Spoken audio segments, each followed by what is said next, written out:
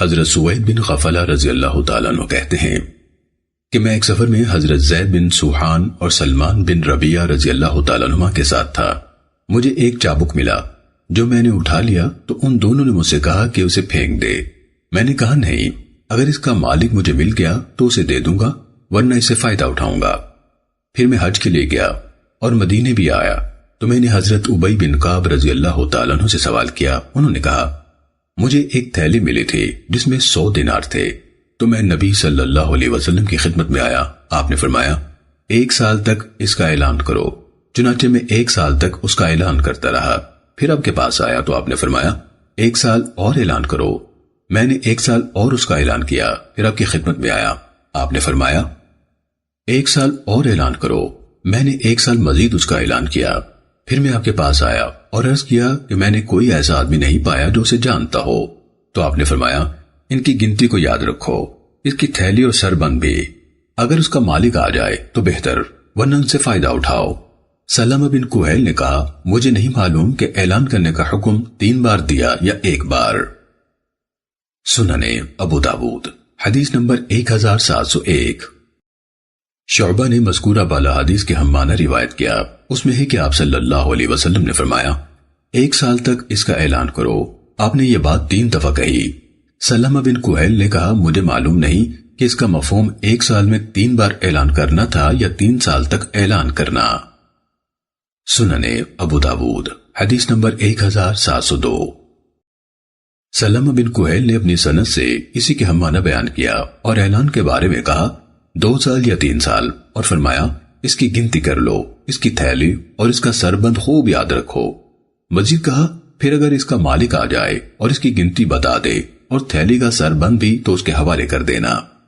امام ابو داود رحمہ اللہ کہتے ہیں کہ یہ الفاظ یعنی اگر وہ ان کی گنتی بتا دے صرف حماد کی روایت میں ہے۔ سننے ابو داود حدیث نمبر 1703۔ حضرت زید بن خالد جوہنی رضی اللہ تعالیٰ عنہ سے مروی ہے کہ ایک شخص نے رسول اللہ صلی اللہ علیہ وسلم سے گری پڑی چیز کے متعلق سوال کیا تو آپ نے فرمایا 1 سال تک اس کا اعلان کرو، پھر اس کا سربند یعنی بندھن اور تھیلی یا برتن جس میں وہ ہو خوب یاد کر لو اور اسے اپنے استعمال میں لے آؤ۔ اگر اس کا مالک آ جائے تو اسے دے دو۔ پھر اس نے کہا اے اللہ کے رسول، گمشدہ بکری کے بارے میں کیا ارشاد ہے؟ آپ نے فرمایا اسے لے لو، یہ تمہارے لیے ہے یا تمہارے بھائی کے لیے یا بھیڑیے کے لیے؟ کہنے لگا اے اللہ کے رسول، اور گمشدہ اونٹ؟ اس پر آپ غصے میں آ گئے حتیٰ کہ آپ کے رخسار سرخ ہو گئے، یا کہا کہ چہرہ سرخ ہو گیا، اور فرمایا تمہیں اس سے کیا غرض؟ اس کے ساتھ اس کا جوتا یعنی پاؤں ہے اور مشکیزہ ہے، یعنی اس کے پیٹ میں پانی ذخیرہ کرنے کی گنجائش اور صلاحیت ہے، یہاں تک کہ اس کا مالک آ جائے گا۔ سننے ابو داود حدیث نمبر 1704۔ جناب مالک نے اس حدیث کو اسی سند سے اسی کے ہم معنی روایت کیا اور مزید کہا اس کے ساتھ اس کا مشکیزہ ہے، وہ پانی پر پہنچ کر پانی پی لے گا اور جھاڑیاں کھا کر گزارا کر لے گا۔ اور گمشدہ بکری کے سلسلے میں خذھا اسے لے لو کہ لفظ روایت نہیں کیے، اور گری پڑی چیز یعنی لقطہ کے بارے میں فرمایا 1 سال تک اس کا اعلان کرو، پھر اگر اس کا مالک آ جائے تو بہتر، ورنہ تم جانو یعنی اس کے مالک بن جاؤ، اور خرچ کر لینے کا ذکر نہیں کیا۔ امام ابو داود رحمہ اللہ نے کہا اسے ثوری، سلیمان بن بلال اور حماد بن سلمہ نے ربیعہ سے اسی کے مثل روایت کیا، اور انہوں نے خذھا کا لفظ نہیں کہا۔ سننے ابو داود حدیث نمبر 1705۔ حضرت زید بن خالد جوہنی رضی اللہ تعالیٰ عنہ سے روایت ہے کہ رسول اللہ صلی اللہ علیہ وسلم سے گری پڑی اشیاء کے متعلق پوچھا گیا تو آپ نے فرمایا 1 سال تک اس کا اعلان کرو، اگر اس کا طلب کرنے والا آ جائے تو اس کو دے دو، ورنہ اس کی تھیلی یا برتن اور اس کا سربند یاد رکھو، پھر اسے کھا لو یعنی اپنے استعمال میں لے آؤ، اس کے بعد اگر اس کا متلاشی آ جائے تو اس کے حوالے کر دو۔ سننے ابو داود حدیث نمبر 1706۔ حضرت زید بن خالد جوہنی رضی اللہ تعالیٰ عنہ سے روایت ہے رسول اللہ صلی اللہ علیہ وسلم سے سوال کیا گیا اور ربیعہ کی حدیث کے مانند ذکر کیا، یعنی سابقہ حدیث نمبر 1704۔ کہا کہ آپ سے گری پڑی چیز کے متعلق سوال کیا گیا تو آپ نے فرمایا 1 سال تک اس کا اعلان کرو، پس اگر اس کا مالک آ جائے تو اس کے سپرد کر دو، نہیں تو اس کا بندھن اور برتن خوب یاد کر لو، اور اسے اپنے مال میں شامل کر لو، پھر اگر اس کا مالک آ جائے تو اس کو دے دو۔ سننے ابو داود حدیث نمبر 1707۔ یحییٰ بن سعید اور ربیعہ سے قتیبہ کی سند سے اسی کے ہم معنی مروی ہے۔ اس میں اضافہ ہے، اگر اس کا متلاشی آ جائے اور اس کی تھیلی یا برتن اور اس کی گنتی وغیرہ علامات بتا دے تو وہ چیز اس کے سپرد کر دو۔ اور حماد نے بھی عبید اللہ بن عمر سے، انہوں نے عمر بن شعیب سے، انہوں یعنی عمر نے اپنے والد شعیب سے، انہوں نے اپنے دادا عبداللہ بن عمرو بن عاص سے، انہوں نے نبی صلی اللہ علیہ وسلم سے اسی کے مثل روایت کیا۔ امام ابو داود رحمہ اللہ کہتے ہیں کہ حماد بن سلمہ کا یہ اضافہ جو انہوں نے سلمہ بن کہیل، یحییٰ بن سعید، عبید اللہ بن عمر اور ربیعہ کی روایت میں ذکر کیا ہے، یعنی اگر اس کا مالک آ جائے اور اس کی چیز کی تھیلی یا برتن اور اس کا سر بند یعنی علامات بتا دے تو اسے اس کے حوالے کر دو۔ اس سند کے ساتھ یہ الفاظ محفوظ نہیں ہے، یعنی فعرف عفاصها ووکاءها، اور عقبہ بن سوید کی حدیث جو ان کے والد سے نبی صلی اللہ علیہ وسلم سے مروی ہے کہ 1 سال تک اعلان کرو۔ نیز حضرت عمر ابن الخطاب رضی اللہ تعالیٰ عنہ کی حدیث میں بھی نبی صلی اللہ علیہ وسلم سے مروی ہے کہ 1 سال تک اعلان کرو۔ سننے ابو داود حدیث نمبر 1708۔ حضرت ایاز بن حبار رضی اللہ تعالیٰ عنہ سے روایت ہے کہ رسول اللہ صلی اللہ علیہ وسلم نے فرمایا، جسے کوئی گری پڑی چیز ملے تو اسے چاہیے کہ 1 یا 2 عادل گواہ بنا لے اور چھپائے نہیں اور نہ غائب کرے، پھر اگر اس کے مالک کو پائے تو اسے لوٹا دے، ورنہ وہ اللہ کا مال ہے، جسے چاہتا ہے عنایت فرما دیتا ہے۔ سننے ابو داود حدیث نمبر 1709۔ حضرت عبداللہ بن عمرو بن العاص رضی اللہ تعالیٰ عنہ بیان کرتے ہیں، رسول اللہ صلی اللہ علیہ وسلم سے پوچھا گیا کہ درختوں پر لٹکتے پھل کا کیا حکم ہے؟ آپ نے فرمایا، جس کسی ضرورت مند نے اسے اپنے منہ سے کھا لیا ہو، اپنے پلو میں کچھ نہ باندھا ہو، اس پر کچھ نہیں، لیکن جو وہاں سے کچھ لے کر نکلے تو اس پر دگنا جرمانہ ہے اور سزا، اور جس نے اسے اس کے مخزن میں آ جانے کے بعد چرایا تو اگر وہ ڈھال کی قیمت کے برابر ہوا تو اس پر ہاتھ کٹے گا۔ اور گمشدہ بکری اور اونٹ کے بارے میں ویسے ہی بیان کیا جیسے کہ دوسرے راویوں نے ذکر کیا ہے۔ اور گری بڑی چیز کے بارے میں پوچھا گیا تو فرمایا، جو تمہیں آباد راستوں اور بستیوں میں سے ملے تو اس کا 1 سال تک اعلان کرو، بس اگر اس کا ڈھونڈنے والا آ جائے تو اس کے حوالے کر دو، ورنہ وہ تمہاری ہے۔ اور جو کسی اجاڑ ویران جگہ سے ملے تو اس میں، اور ایسے ہی کوئی دفی نہ ملے تو اس میں خمس ہے، یعنی 5واں حصہ زکوٰۃ ہے۔ سننے ابو داود حدیث نمبر 1710۔ عمر بن شعیب نے اپنی اسی مذکورہ بالا سند سے اس حدیث کو روایت کیا، اور گمشدہ بکری کے بارے میں اس کے لفظ ہیں فجمعها، یعنی اسے اپنی بکریوں کے ساتھ ملا لو۔ سننے ابو داود حدیث نمبر 1711۔ عمر بن شعیب نے اسی سند سے روایت کیا اور گمشدہ بکری کے سلسلے میں کہا، یہ تیرے لیے ہے یا تیرے بھائی کے لیے یا بھیڑیے کے لیے، اسے لے لے اور بس۔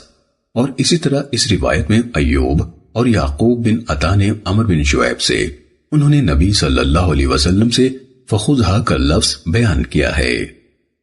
سننے ابو داود حدیث نمبر 1712۔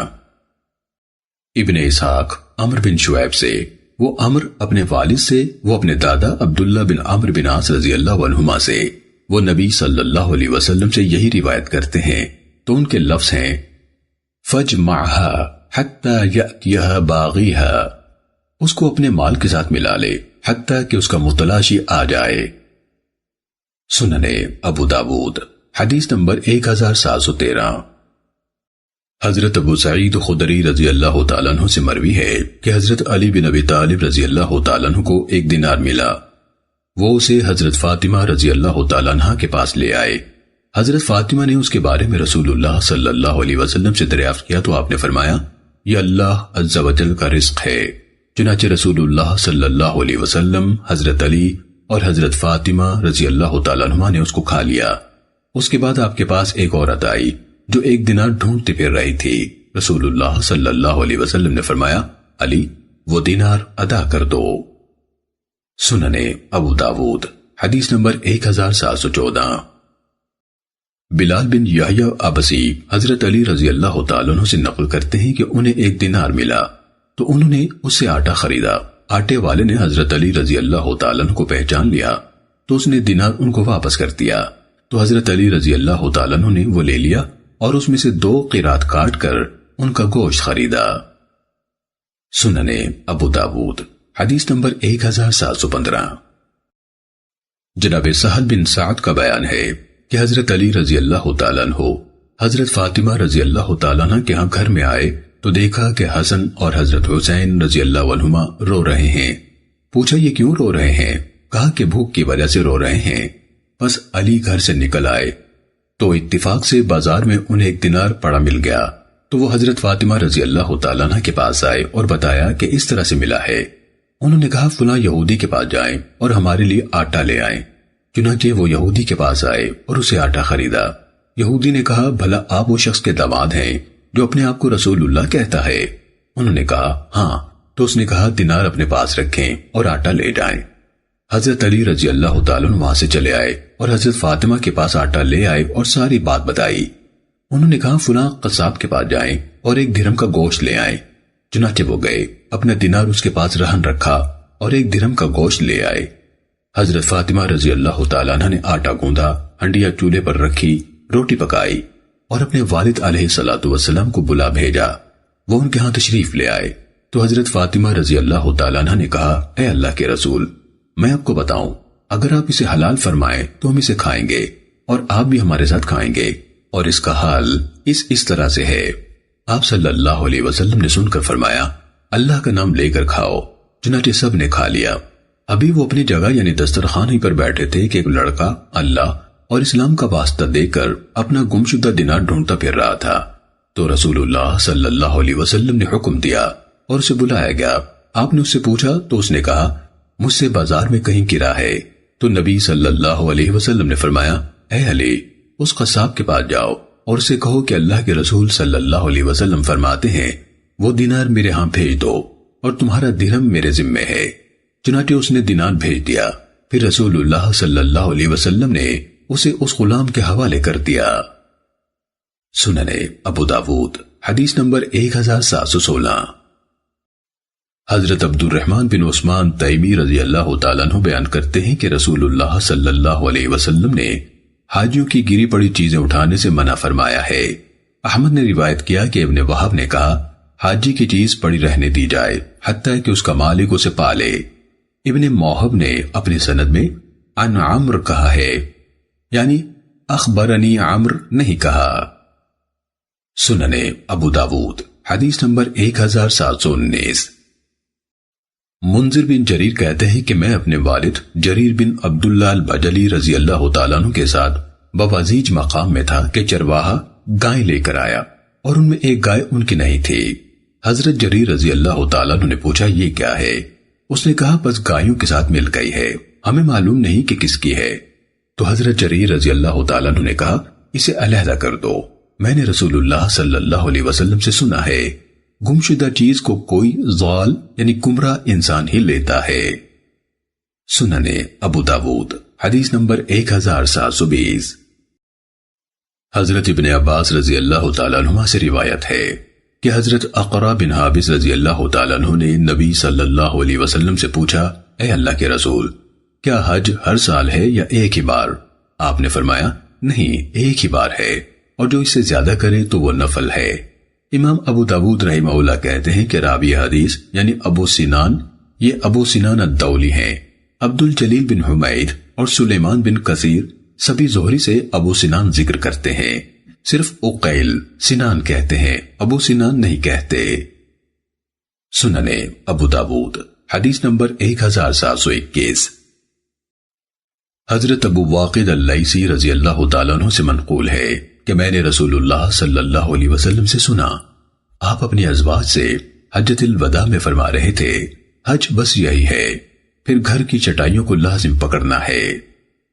سننے ابو داود حدیث نمبر 1722۔ حضرت ابو ہریرہ رضی اللہ تعالیٰ عنہ بیان کرتے ہیں کہ رسول اللہ صلی اللہ علیہ وسلم نے فرمایا کسی مسلمان خاتون کو اپنے کسی محرم کی معیت کے بغیر ایک رات کا سفر بھی حلال نہیں ہے۔ سننے ابو داود حدیث نمبر 1723۔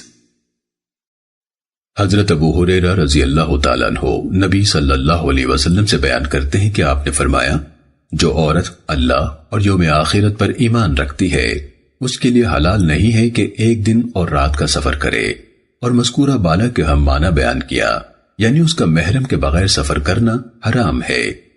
نفیلی نے عن مالکن کے بجائے تحدیث کی صراحت کرتے ہوئے حدثنا مالکن کہا ہے۔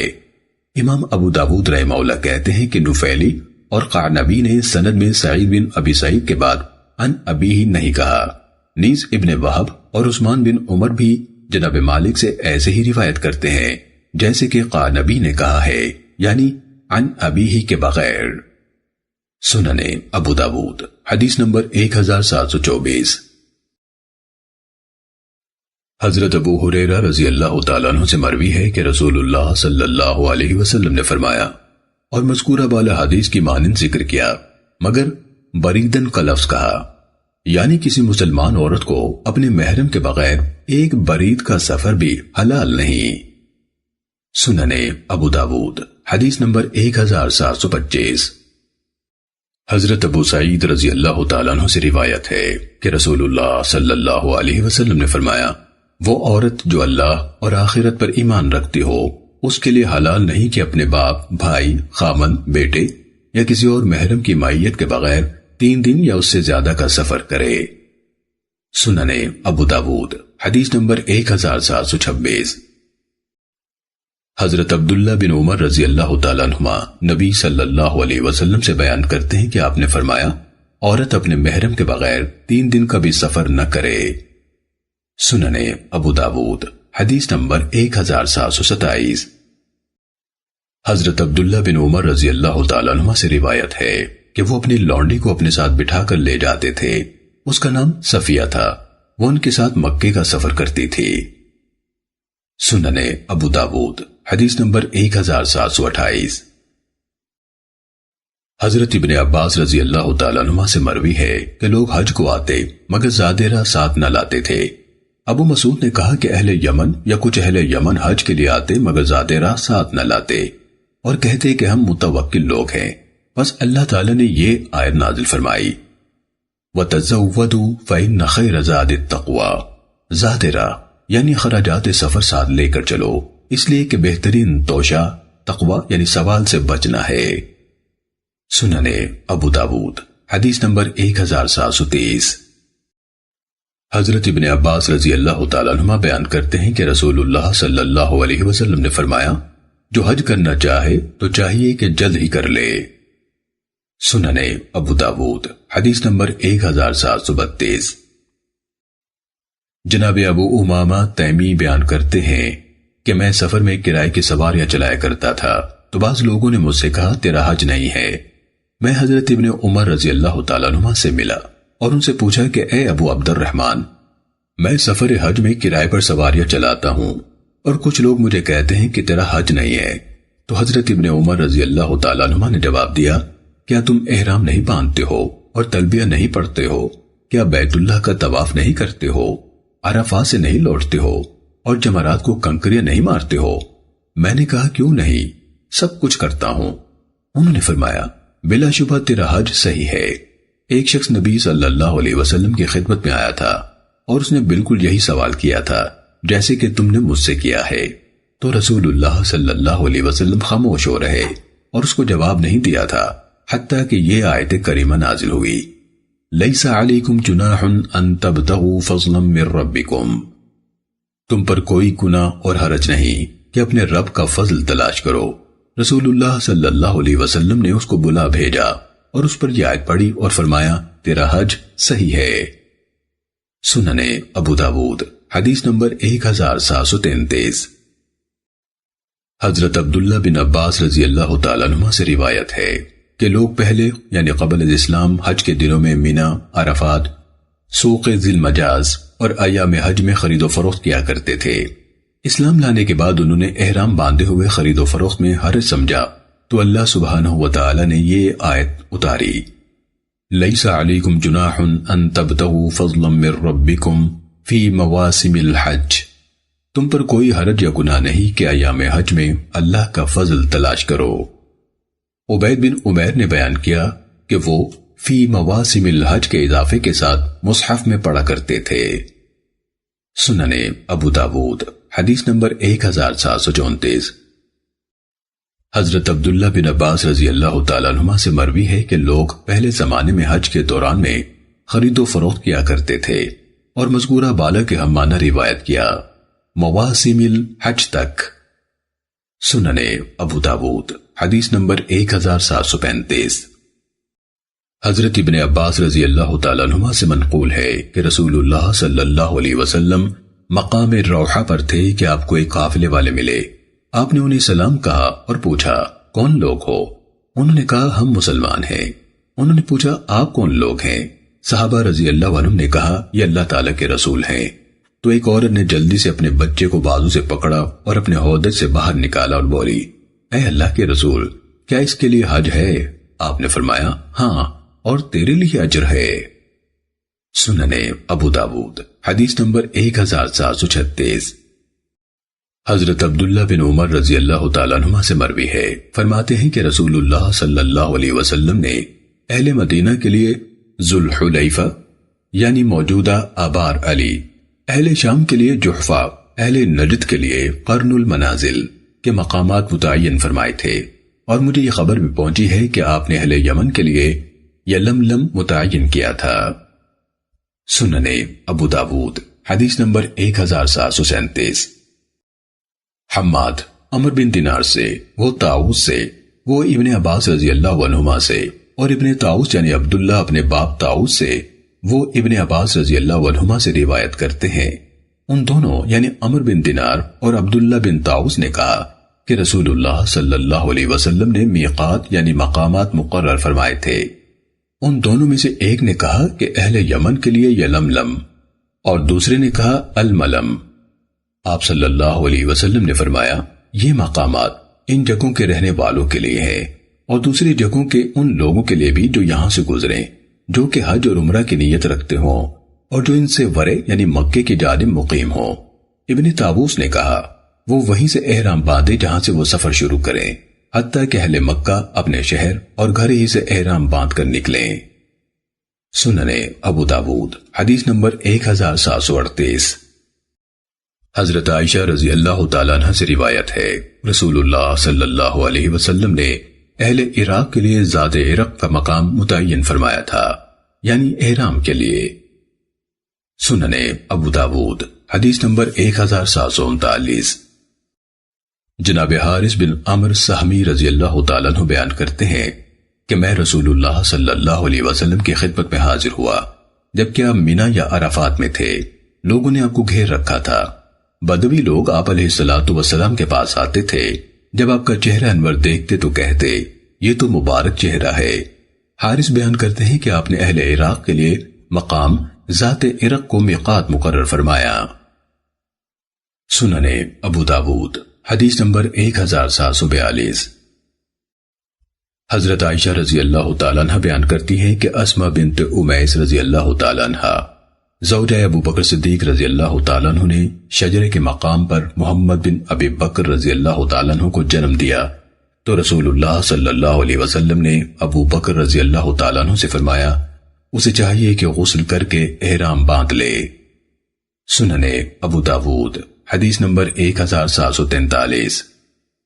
حضرت عائشہ رضی اللہ تعالیٰ عنہ بیان کرتی ہیں کہ میں رسول اللہ صلی اللہ علیہ وسلم کو آپ کے احرام باندھنے کے وقت احرام سے پہلے خوشبو لگایا کرتی تھی، اور ایسے ہی احرام کھولنے کے بعد بیت اللہ کا طواف کرنے سے پہلے۔ سنن ابو داود حدیث نمبر 1745۔ حضرت عائشہ رضی اللہ تعالیٰ عنہ سے مروی ہے، فرماتی ہیں کہ گویا میں کستوری کی اس چمک کو دیکھ رہی ہوں جو رسول اللہ صلی اللہ علیہ وسلم کی مانگ میں لگی ہوتی جبکہ آپ احرام میں ہوتے۔ سنن ابو داود حدیث نمبر 1746۔ حضرت عبداللہ بن عمر رضی اللہ تعالیٰ عنہ بیان کرتے ہیں کہ میں نے رسول اللہ صلی اللہ علیہ وسلم کو تلبیہ پکارتے ہوئے سنا جبکہ آپ اپنے سر کے بال جمائے ہوئے تھے۔ سنن ابو داود حدیث نمبر 1747۔ حضرت ابن عباس رضی اللہ عنہما سے مروی ہے کہ رسول اللہ صلی اللہ علیہ وسلم حدیبیہ کے سال قربانی کے جانور ساتھ لے گئے۔ رسول اللہ صلی اللہ علیہ وسلم کی ان قربانیوں میں ایک اونٹ وہ بھی تھا جو ابو جہل کا تھا۔ اس کی ناک میں چاندی کا چھلا پڑا ہوا تھا۔ ابن منہال نے کہا کہ سونے کا چھلا پڑا ہوا تھا۔ نفیلی نے اضافہ کیا کہ آپ اسے مشرکوں کو جلانے کے لیے لے گئے تھے کہ ان کے سردار کا اونٹ محمد صلی اللہ علیہ وسلم کے قبضے میں ہے۔ سننے ابو داود حدیث نمبر 1749۔ ام المومنین حضرت عائشہ رضی اللہ تعالیٰ عنہ سے مروی ہے کہ رسول اللہ صلی اللہ علیہ وسلم نے حجۃ الوداع میں آل محمد کی طرف سے ایک گائے ذبح کی تھی۔ سننے ابو داود حدیث نمبر 1750۔ حضرت ابن عباس رضی اللہ تعالیٰ عنہ سے روایت ہے کہ رسول اللہ صلی اللہ علیہ وسلم نے ظہر کی نماز ذوالحلیفہ مقام پر پڑھی، پھر آپ نے اپنی قربانی کی اونٹنی طلب کی اور اس کے کوہان کی دائیں جانب چیر لگایا اور اس کا خون وہیں چپڑ دیا اور اس کے گلے میں 2 جوتیوں کا ہار بھی ڈال دیا۔ پھر آپ کی سواری لائی گئی۔ جب آپ اس پر بیٹھ گئے اور وہ آپ کو لے کر بعیدہ میدان کے قریب پہنچی تو آپ نے حج کا تلبیہ پکارا۔ سننے ابو داود حدیث نمبر 1752۔ شعبہ نے یہ حدیث ابو الولید کے حمانہ روایت کی، کہا کہ پھر آپ نے اپنے ہاتھ سے خون چپڑا۔ امام ابو داود رحمہ اللہ کہتے ہیں حمام کی روایت میں ہے کہ آپ نے اپنی انگلی سے خون چپڑا۔ امام ابو داود رحمہ اللہ نے کہا یہ روایت اہل بصرہ کے تفردات میں سے ہے۔ سننے ابو داود حدیث نمبر 1753۔ مسور بن مخرمہ اور مروان بن حکم بیان کرتے ہیں کہ حدیبیہ کے سال رسول اللہ صلی اللہ علیہ وسلم نکلے۔ جب آپ ذوالحلیفہ کے مقام پر پہنچے تو آپ نے قربانی کو قلادہ پہنایا، اس کا اشعار کیا اور احرام باندھا۔ سننے ابو داود حدیث نمبر 1754۔ حضرت عائشہ رضی اللہ تعالیٰ عنہ بیان کرتی ہیں کہ رسول اللہ صلی اللہ علیہ وسلم نے بکریاں بطور ہدی یعنی حرم کی طرف بھجوائیں اور ان کی گردنوں میں قلادے ڈالے۔ سننے ابو داود حدیث نمبر 1755۔ حضرت عائشہ رضی اللہ تعالیٰ عنہ بیان کرتی ہیں کہ میں نے رسول اللہ صلی اللہ علیہ وسلم کے قربانی کے اونٹ کے ہار کی رسیاں اپنے ہاتھوں سے بٹیں، پھر آپ نے اس کا اشعار کیا اور اس کے گلے میں قلادہ ڈالا، پھر اسے بیت اللہ کی جانب روانہ کر دیا اور خود مدینے میں مقیم رہے۔ تو جو چیزیں آپ کے لیے حلال تھیں یعنی اسی طرح حلال ہی رہیں، کچھ بھی حرام نہ ہوا۔ سننے ابو داود حدیث نمبر 1757۔ حضرت عائشہ رضی اللہ تعالیٰ عنہ بیان کرتی ہیں کہ رسول اللہ صلی اللہ علیہ وسلم مدینے سے حج بھیجا کرتے تھے، میں ان کے قلادوں کی رسیاں بٹا کرتی تھی اور پھر آپ کسی چیز سے اجتناب نہ کرتے جس سے کہ محرم اجتناب کرتا ہے۔ سننے ابو داود حدیث نمبر 1758۔ ام المومنین حضرت عائشہ رضی اللہ تعالیٰ عنہ نے بیان کیا کہ رسول اللہ صلی اللہ علیہ وسلم نے ہتھی بھجوائی اور میں نے اون سے جو ہمارے ہاں تھی اس کے قلادوں کی رسیاں بٹیں، پھر اب ہمارے ہاں اسی طرح حلال ہی رہے، اپنے اہل کے پاس آتے جیسے کہ کوئی عام آدمی آتا ہے۔ سننے ابو داود حدیث نمبر 1759۔ حضرت ابو ہریرہ رضی اللہ تعالیٰ عنہ کا بیان ہے کہ رسول اللہ صلی اللہ علیہ وسلم نے ایک شخص کو دیکھا کہ وہ اپنے قربانی کا اونٹ ہانکے جا رہا تھا اور خود پیدل چل رہا تھا، تو آپ نے اس سے فرمایا اس پر سوار ہو جاؤ۔ اس نے کہا یہ قربانی کے لیے ہے۔ آپ نے فرمایا اس پر سوار ہو جاؤ، تم پر افسوس۔ آپ نے یہ یعنی افسوس کا لفظ دوسری یا تیسری بار میں فرمایا۔ سننے ابو داود حدیث نمبر 1760۔ جناب ابو زبیر کہتے ہیں کہ میں نے حضرت جابر بن عبداللہ رضی اللہ تعالیٰ عنہ سے قربانی کے جانور پر سواری کے متعلق پوچھا تو انہوں نے کہا میں نے رسول اللہ صلی اللہ علیہ وسلم سے سنا ہے، آپ فرما رہے تھے جب تم مجبور ہو جاؤ تو احسان کے ساتھ اور معروف انداز سے اس پر سواری کرو حتیٰ کہ تمہیں کوئی اور سواری مل جائے۔ سننے ابو داود حدیث نمبر 1761۔ حضرت ناجیہ اسلمی رضی اللہ تعالیٰ عنہ کا بیان ہے کہ رسول اللہ صلی اللہ علیہ وسلم نے ان کے ہاتھ اپنی قربانی بھجوائی اور انہیں فرمایا اگر ان میں سے کوئی جانور ہلاک ہونے لگے تو اسے نہر کر دینا، اس کے جوتے کو اس کے خون سے رنگ دینا پھر اسے لوگوں کے لیے چھوڑ دینا۔ سننے ابو داود حدیث نمبر 1762۔ حضرت ابن عباس رضی اللہ تعالیٰ عنہما سے مروی ہے، رسول اللہ صلی اللہ علیہ وسلم نے فلاں اسلمی کو بھیجا اور اس کے ساتھ 18 اونٹ قربانی کے بھجوائے۔ وہ کہنے لگا، فرمائیے اگر ان میں سے کوئی اپنے پاؤں گھسیٹنے لگے یعنی چلنے سے لاچار ہو جائے اور تھک جائے تو آپ نے فرمایا اسے نہر کر دینا، اس کے جوتوں کو خون سے چپڑ کر اس کی گردن پر نشان لگا دینا، اور تم یا تمہارے ساتھیوں میں سے کوئی اس سے نہ کھائے۔ حدیث کے لفظ من اصحابی کا تھے یا من اہل رفقاتی کا تھے۔ امام ابو داود رحمہ اللہ فرماتے ہیں کہ اس حدیث میں یہ جملہ وَلَا تَأْكُلُ مِنْهَا أَنْتَ وَلَا أَحَدٌ مِّنْ أَهْلِ رُفَقَتِكَ منفرد ہے، اور عبد الوارث کی روایت میں ثُمَّ اضْرِبْهَا کے بجائے اجعلہ علی صفحتها آیا ہے۔ امام ابو داود رحمہ اللہ کہتے ہیں کہ میں نے ابو سلمہ یعنی موسیٰ بن اسماعیل المنقری سے سنا۔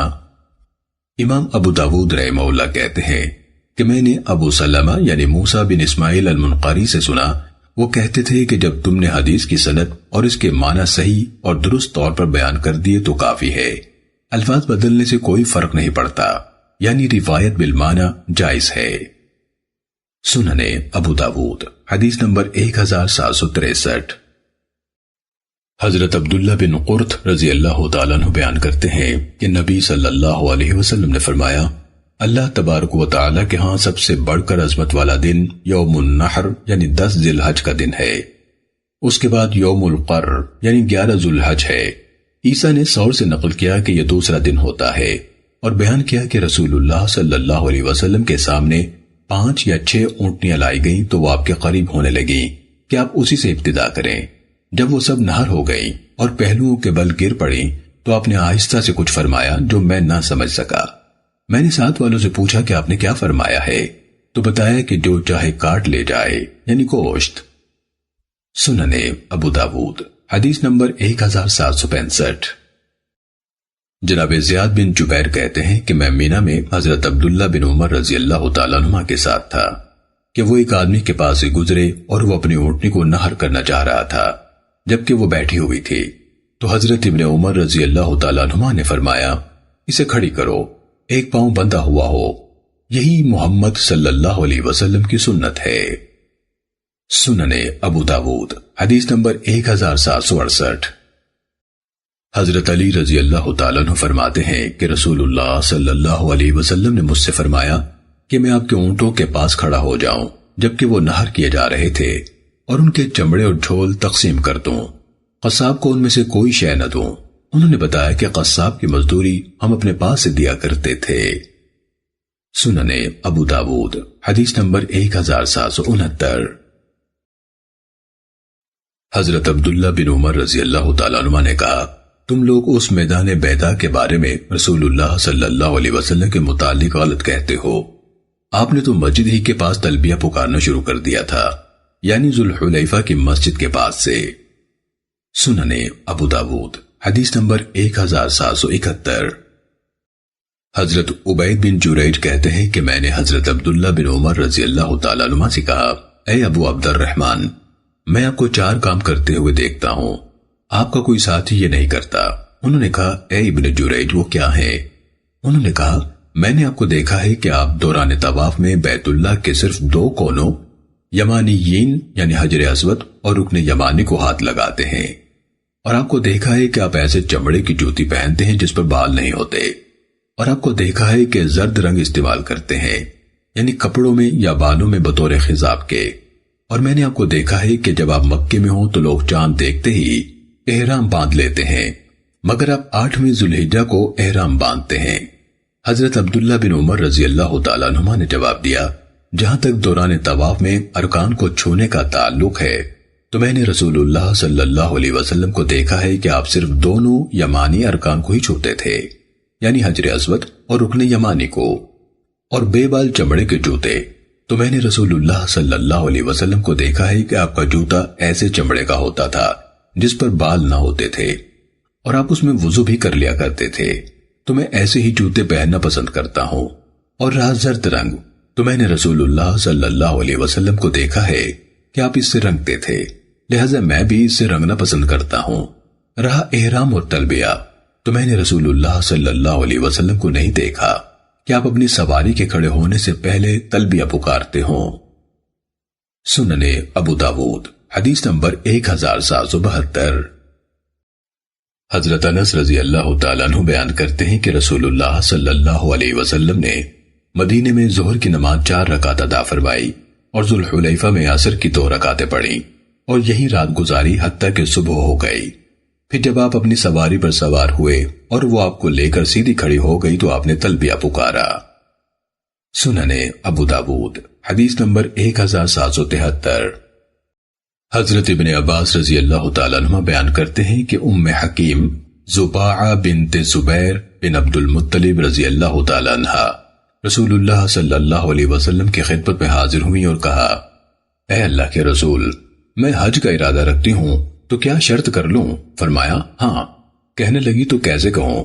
فرمایا کہو لبیک اللہم لبیک، میں راستے میں وہیں حلال ہو جاؤں گی جہاں تو مجھے روک لے گا۔ سننے ابو داود حدیث نمبر 1776۔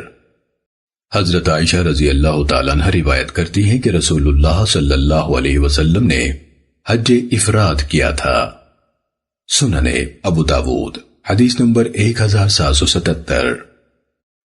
حضرت عائشہ رضی اللہ تعالیٰ عنہ بیان فرماتی ہیں کہ ذوالحج کا چاند نظر آنے پر ہم رسول اللہ صلی اللہ علیہ وسلم کے ساتھ نکلے۔ جب ذوالحلیفہ مقام پر آئے تو آپ نے فرمایا، جو حج کا احرام باندھنا چاہتا ہے باندھ لے اور جو چاہے عمرے کی نیت کر لے۔ موسیٰ بن اسماعیل نے وہیب کی روایت میں بیان کیا کہ آپ نے فرمایا، میں نے اگر قربانی ساتھ نہ لی ہوتی تو عمرے کا احرام باندھتا۔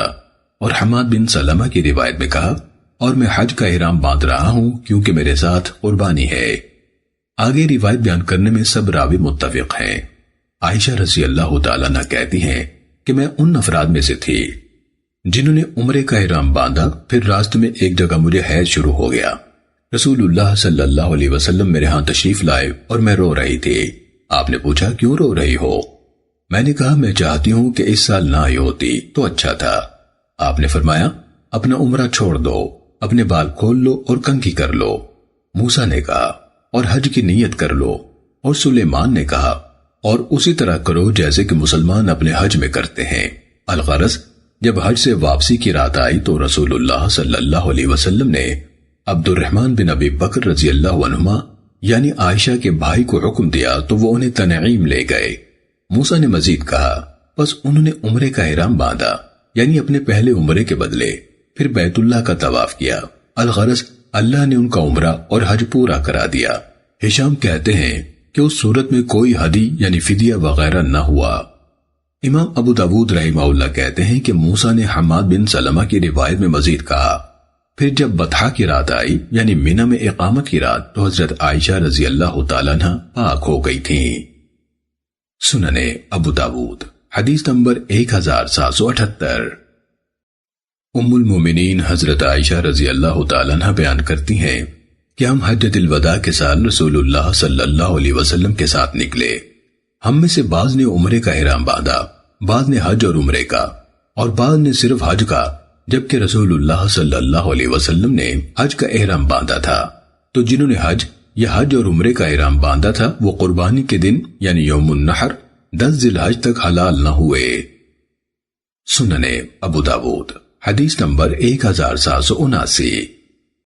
مالک نے ابو الاسود سے اپنی سند سے اسی کے مثل بیان کیا اور مزید یہ کہا، اور جنہوں نے عمرے کا احرام باندھا تھا وہ حلال ہو گئے۔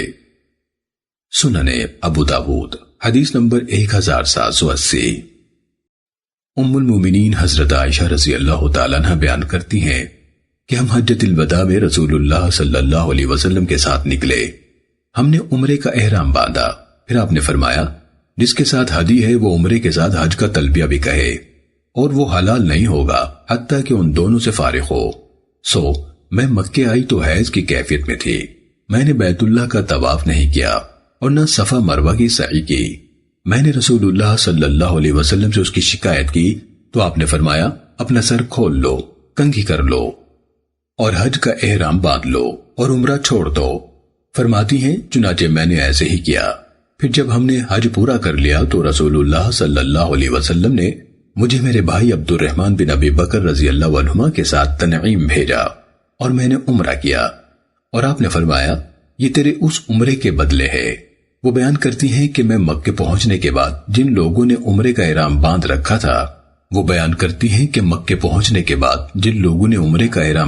تھا انہوں نے بیت اللہ کا طواف کیا اور صفا مروہ کی سعی کی اور پھر حلال ہو گئے۔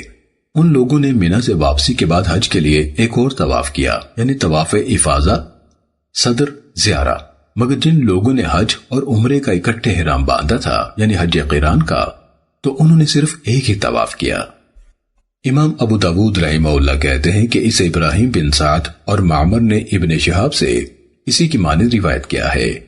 ان لوگوں نے عمرے کا احرام باندھنے والوں یا حج اور عمرے کا اکٹھا احرام باندھنے والوں کے طواف کا ذکر نہیں کیا۔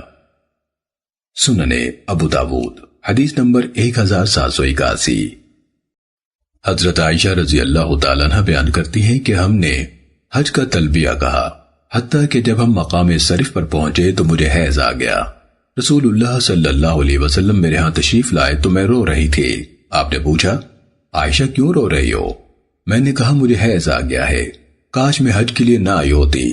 آپ نے فرمایا سبحان اللہ، یہ تو ایسی چیز ہے جو اللہ نے آدم کی بیٹیوں پر لکھ دی ہے۔ تب آپ نے فرمایا حج کے تمام اعمال پورے کرو، صرف بیت اللہ کا طواف نہ کرنا۔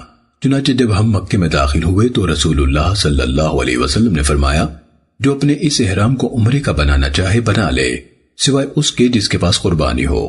حضرت عائشہ رضی اللہ تعالیٰ عنہ بیان کرتی ہیں کہ رسول اللہ صلی اللہ علیہ وسلم نے قربانی کے دن اپنی ازواج کی طرف سے ایک گائے ذبح کی، اور جب بطحا کی رات آئی اور عائشہ رضی اللہ تعالیٰ عنہ پاک ہو گئیں تو انہوں نے رسول اللہ صلی اللہ علیہ وسلم سے عرض کیا اے اللہ کے رسول، کیا میرے ساتھ والی حج اور عمرہ کر کے جائیں گی اور میں صرف حج کے ساتھ لوٹوں گی؟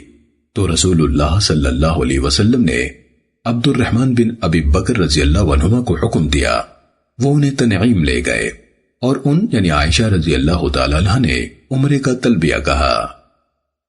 سننے ابو داود حدیث نمبر 1782۔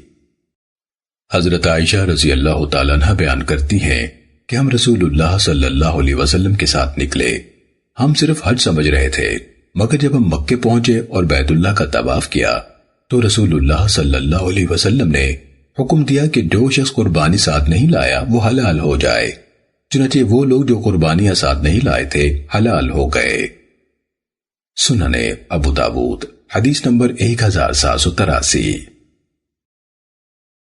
حضرت عائشہ رضی اللہ تعالیٰ عنہ سے مروی ہے کہ رسول اللہ صلی اللہ علیہ وسلم نے فرمایا اگر مجھے اس بات کی خبر پہلے ہوتی جس کی بعد میں ہوئی ہے تو میں قربانی ساتھ لے کر نہ آتا۔ محمد بن یحییٰ نے کہا میرا خیال ہے کہ شیخ نے یہ بھی کہا اور میں عمرے کے بعد حلال ہونے والوں کے ساتھ حلال ہو جاتا۔ کہا آپ کا ارادہ تھا کہ سب لوگ ایک ہی حال پر ہوں۔ سننے ابو داود حدیث نمبر 1784۔ حضرت جابر رضی اللہ تعالیٰ عنہ سے روایت ہے ہم رسول اللہ صلی اللہ علیہ وسلم کے ساتھ صرف حج یعنی حج افراد کی نیت سے چلے اور حضرت عائشہ رضی اللہ تعالیٰ عنہ نے عمرے کا احرام باندھا، حتیٰ کہ جب مقام صرف میں پہنچی تو انہیں حیض آ گیا۔ پھر جب ہم مکے آئے اور کعبے کا طواف کیا اور صفا مروہ کی سعی کر لی تو رسول اللہ صلی اللہ علیہ وسلم نے ہمیں حکم دیا کہ ہم میں سے جس کے پاس قربانی نہیں ہے وہ حلال ہو جائے۔ ہم نے کہا حلال ہونا کیسا؟ آپ نے فرمایا پوری طرح سے حلال ہونا۔ چنانچہ ہم اپنے ازواج سے ہم بستر بھی ہوئے، خوشبوئیں لگائیں اور اپنے عام کپڑے پہن لیے، حالانکہ ہمارے اور عرفہ جانے کے درمیان صرف 4 راتیں باقی تھیں۔ پھر ہم نے 8ویں تاریخ کو احرام باندھا۔ رسول اللہ صلی اللہ علیہ وسلم حضرت عائشہ رضی اللہ تعالیٰ عنہ کے آئے تو دیکھا کہ رو رہی ہیں۔ آپ نے پوچھا تمہیں کیا ہوا ہے؟ کہنے لگی کہ مجھے حیض آ گیا ہے۔ لوگ حلال ہوئے، میں حلال نہیں ہوئی اور نہ بیت اللہ کا طواف کیا، اور اب وہ حج کے لیے جا رہے ہیں۔ آپ نے فرمایا یہ معاملہ تو اللہ نے آدم کی بیٹیوں پر لکھ دیا ہے، تم غسل کر لو اور حج کے لیے احرام باندھ لو۔ چنانچہ انہوں نے ایسے ہی کیا اور حج کے تمام مقامات پر ٹھہری، حتیٰ کہ جب پاک ہو گئی تو بیت اللہ کا طواف اور صفا مروہ کی سعی کی۔ پھر آپ نے فرمایا تم اپنے حج اور عمرے سب سے حلال ہو گئی ہو۔ کہنے لگی اے اللہ کے رسول، میرے دل میں حسرت ہے کہ میں نے جب حج کیا تو ابتدا میں طواف نہیں کر سکی۔ آپ نے فرمایا، اے عبد الرحمن، ان کو لے جاؤ اور تنعیم سے عمرہ کرا لاؤ۔ اور یہ حسبہ کی رات تھی، یعنی ایام تشریق کے بعد جس رات مدینے کی طرف واپسی کے لیے بطحا میں پڑاؤ ڈالا گیا تھا۔ سننے ابو داود حدیث نمبر 1785۔ ابو زبیر کہتے ہیں کہ انہوں نے جابر رضی اللہ تعالیٰ عنہ سے سنا، کہتے تھے کہ نبی صلی اللہ علیہ وسلم حضرت عائشہ رضی اللہ تعالیٰ عنہ کے ہاں آئے اور اس قصے کا کچھ حصہ بیان کیا، اور اہلی بالحج، حج کے لیے احرام باندھ لو کے بعد یہ فرمایا، پھر حج کرو اور وہ سب کچھ کرو جیسے حاجی کرتا ہے، صرف بیت اللہ کا طواف نہ کرنا اور نماز نہ پڑھنا۔ سننے ابو داود حدیث نمبر 1786۔ حضرت جابر بن عبداللہ رضی اللہ تعالیٰ عنہ بیان کرتے ہیں کہ ہم نے رسول اللہ صلی اللہ علیہ وسلم کے ساتھ خالص حج کا احرام باندھا، اس میں کسی چیز کا اختلاط نہ تھا۔ پھر ذوالحجہ کی 4 راتیں گزر جانے کے بعد ہم مکے پہنچے، ہم نے طواف اور سعی کی، پھر رسول اللہ صلی اللہ علیہ وسلم نے ہمیں حلال ہونے کا حکم دے دیا اور فرمایا، اگر میرے ساتھ قربانی نہ ہوتی تو میں بھی حلال ہو جاتا۔ پھر حضرت سراقہ بن مالک رضی اللہ تعالیٰ عنہ کھڑے ہوئے اور پوچھا، اے اللہ کے رسول، ہمارا یہ تمتع یعنی حج کے ساتھ عمرہ کرنا اسی سال کے لیے ہے یا ہمیشہ ہمیشہ کے لیے؟ تو رسول اللہ صلی اللہ علیہ وسلم نے فرمایا، بلکہ ہمیشہ ہمیشہ کے لیے ہے۔ اوزاعی کہتے ہیں کہ میں نے عطا بن ابی رباح کو یہ حدیث بیان کرتے سنا، مگر میں یاد نہ رکھ سکا، حتیٰ کہ ابن جریج سے ملا تو انہوں نے مجھے یاد کرائی۔ سننے ابو داود حدیث نمبر 1787۔ حضرت جابر رضی اللہ تعالیٰ عنہ بیان کرتے ہیں کہ رسول اللہ صلی اللہ علیہ وسلم اور آپ کے صحابہ مکے پہنچے جبکہ ذی الحج کی 4 راتیں گزر چکی تھیں۔ جب انہوں نے بیت اللہ کا طواف اور صفا مروہ کی سعی کر لی تو رسول اللہ صلی اللہ علیہ وسلم نے فرمایا، اسے عمرہ بنا لو سوائے اس کے جس کے ساتھ قربانی ہو۔ جب 8ویں تاریخ آئی تو ان لوگوں نے حج کا احرام باندھا اور پھر قربانی والے دن یعنی 10 ذی الحج کو یہ لوگ مکے آئے اور بیت اللہ کا طواف کیا، مگر صفا مروہ کی سعی نہیں کی۔ سننے ابو داود حدیث نمبر 1788۔ حضرت جابر بن عبداللہ رضی اللہ تعالیٰ عنہ بیان کرتے ہیں کہ رسول اللہ صلی اللہ علیہ وسلم اور آپ کے صحابہ نے حج کا احرام باندھا۔ اس دن نبی صلی اللہ علیہ وسلم اور طلحہ رضی اللہ عنہ کے علاوہ کسی کے پاس قربانی نہ تھی، اور علی رضی اللہ عنہ یمن سے آئے تھے اور وہ اپنے ساتھ قربانیاں لائے تھے۔ پس انہوں نے اس طرح نیت کی تھی، میں اسی طرح احرام باندھتا ہوں جیسے کہ رسول اللہ صلی اللہ علیہ وسلم نے احرام باندھا ہے۔ اور آپ نے اپنے صحابہ رضی اللہ عنہ کو حکم دیا تھا کہ اپنے احرام کو عمرے کا احرام بنا لیں، طواف کریں یعنی صفا مروہ کی سعی بھی کریں، پھر جب بال کٹوا کر حلال ہو جائیں سوائے اس کے جس کے ساتھ قربانی ہو۔ کچھ لوگوں نے کہا، تو کیا ہم مینا کو اس حالت میں جائیں گے کہ ہمارے اعضائے تناسل منی ٹپکا رہے ہوں گے؟ رسول اللہ صلی اللہ علیہ وسلم کو یہ بات پہنچی تو آپ نے فرمایا، اگر مجھے یہ بات پہلے معلوم ہوتی جو بعد میں معلوم ہوئی تو میں قربانی ساتھ نہ لاتا، اور اگر میرے ساتھ قربانی نہ ہوتی تو میں بھی حلال ہو جاتا۔ سننے ابو داود حدیث نمبر 1789۔ حضرت ابن عباس رضی اللہ عنہما نبی صلی اللہ علیہ وسلم سے بیان کرتے ہیں کہ آپ نے فرمایا، یہ عمرہ ہے، ہم نے اس کا فائدہ حاصل کیا ہے، سو جس کے ساتھ قربانی نہ ہو وہ حلال ہو جائے، پوری طرح حلال ہونا، اور قیامت تک کے لیے عمرہ حج میں داخل ہو گیا ہے۔ امام ابو داود رحمہ اللہ کہتے ہیں یہ روایت منکر ہے، یہ صرف ابن عباس رضی اللہ عنہما کا قول ہے۔ سننے ابو داود حدیث نمبر 1790۔ سعید بن مسیب سے مروی ہے کہ نبی صلی اللہ علیہ وسلم کے صحابہ میں سے ایک شخص حضرت عمر ابن الخطاب رضی اللہ تعالیٰ عنہ کے پاس آیا اور گواہی دی کہ اس نے رسول اللہ صلی اللہ علیہ وسلم سے آپ کے مرض الموت میں سنا ہے کہ آپ حج سے پہلے عمرہ کرنے سے منع فرماتے تھے۔ سننے ابو داود حدیث نمبر 1793۔ حضرت انس بن مالک رضی اللہ تعالیٰ عنہ بیان کرتے ہیں کہ میں نے رسول اللہ صلی اللہ علیہ وسلم کو سنا کہ آپ حج اور عمرے کا تلبیہ اکٹھے پڑھتے ہوئے کہہ رہے تھے، لبیک عمرۃ وحجہ، لبیک عمرۃ وحجا۔ سننے ابو داود حدیث نمبر 1795۔ حضرت انس رضی اللہ تعالیٰ عنہ کا بیان ہے کہ نبی صلی اللہ علیہ وسلم نے ذوالحلیفہ کے مقام پر رات گزاری حتیٰ کہ صبح ہو گئی۔ پھر آپ ظہر کے بعد اپنی سواری پر سوار ہوئے حتیٰ کہ جب وہ آپ کو لے کر میدان بعیدہ میں سیدھی کھڑی ہوئی تو آپ نے اللہ کی حمد، تسبیح اور تکبیر پکاری۔ پھر حج اور عمرے کا تلبیہ کہا اور لوگوں نے بھی ان دونوں کا تلبیہ کہا۔ پھر جب ہم مکے پہنچے تو آپ نے لوگوں کو حکم دیا تو وہ حلال ہو گئے، یعنی ان لوگوں کو جن کے پاس قربانیاں نہیں تھیں، حتیٰ کہ جب 8ویں تاریخ آئی تو انہوں نے حج کا احرام باندھا اور رسول اللہ صلی اللہ علیہ وسلم نے اپنے ہاتھ سے 7 اونٹنیاں نہر کیں، اس حال میں کہ وہ کھڑی ہوئی تھیں۔ امام ابو داود رحمہ اللہ فرماتے ہیں کہ حضرت انس رضی اللہ تعالیٰ عنہ اس روایت میں اس بات میں منفرد ہیں کہ انہوں نے اللہ کی حمد، تسبیح اور تکبیر کہی، پھر حج کا تلبیہ کہا۔ سننے ابو داود حدیث نمبر 1796۔ ابو وائل بیان کرتے ہیں کہ جناب سبئی بن معبد نے کہا کہ میں نے حج اور عمرے دونوں کا اکٹھے ہی تلبیہ کہا ہے، تو حضرت عمر رضی اللہ تعالیٰ عنہ نے کہا تمہیں اپنے نبی صلی اللہ علیہ وسلم کے طریقے کی ہدایت ملی ہے۔ سننے ابو داود حدیث نمبر 1798۔ ابو وائل کہتے ہیں کہ جناب سبئی بن معبد نے کہا کہ میں ایک بدوی نصرانی آدمی تھا، مسلمان ہو گیا۔ پھر میں اپنے قبیلے کے ایک آدمی کے پاس آیا جس کا نام ادیم بن سرملا تھا۔ میں نے اس سے کہا ارے میاں، میں جہاد کا حریص ہوں مگر حج اور عمرہ بھی مجھ پر لازم ہو چکے ہیں، تو اگر میں ان دونوں یعنی حج اور عمرے کو جمع کر لوں تو کیسا رہے گا؟ اس نے کہا ان دونوں کو جمع کر لو اور جو میسر ہو قربانی کر لو۔ چنانچہ میں نے ان دونوں کی نیت سے تلبیہ کہا اور احرام باندھا۔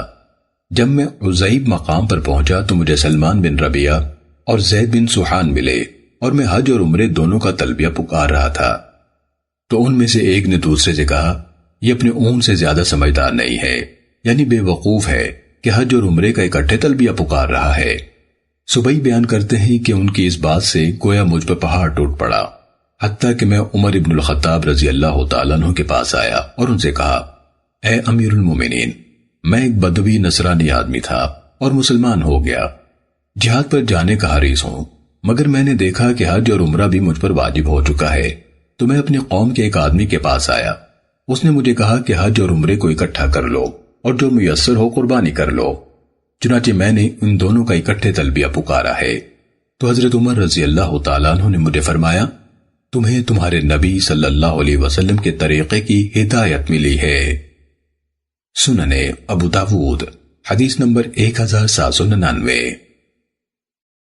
حضرت ابن عباس رضی اللہ تعالیٰ عنہ بیان کرتے ہیں کہ حضرت عمر ابن الخطاب رضی اللہ تعالیٰ عنہ نے مجھ سے بیان کیا کہ انہوں نے رسول اللہ صلی اللہ علیہ وسلم سے سنا جبکہ اب وادی عقیق میں تھے، آپ فرما رہے تھے آج رات میرے پاس میرے رب عز و جل کی طرف سے ایک آنے والا آیا اور اس نے کہا ہے اس مبارک وادی میں نماز پڑھو، اور اس نے کہا کہ عمرہ حج میں داخل ہے۔ امام ابو داود رحمہ اللہ فرماتے ہیں کہ اس روایت کو ولید بن مسلم اور عمر بن عبد الواحد نے اوزاعی سے بیان کیا تو صرف اسی قدر کہا وَقُلْ عُمْرَةٌ فِي حَجَّةٍ، لوگوں کو کہہ دو کہ عمرہ حج میں داخل ہے، اور لفظ قَالَ کے بجائے قُلْ کہا۔ امام ابو داود رحمہ اللہ فرماتے ہیں کہ ایسے ہی علی بن مبارک نے یحییٰ بن ابی کثیر سے بصیغہ امر یعنی قُلْ عُمْرَةٌ فِي حَجَّةٍ بیان کیا ہے۔ سننے ابو داود حدیث نمبر 1800۔